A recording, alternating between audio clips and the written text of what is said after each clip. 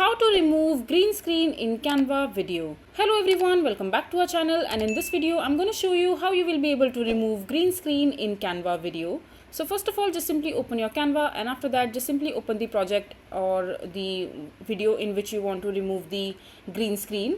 And after that, all you have to do is just simply drag this particular file into the editing or the blank page in the Canva account, and make sure that this particular file has been selected already.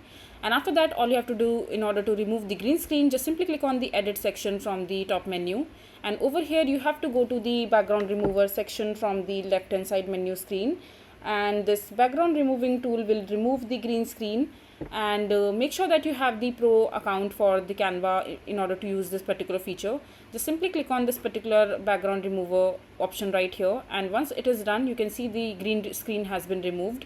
And now when you play this, you can see that the green screen has been completely removed. It doesn't look this sharp, but it can get the job done. So you can use this if you find this helpful. So yeah, this is basically how you will be able to remove green screen in Canva. I hope you find this video to be helpful. So that is it for this video. If you find this video to be helpful, make sure to hit that like button and don't forget to subscribe to our channel for more such informative videos, and I'll see you the next time.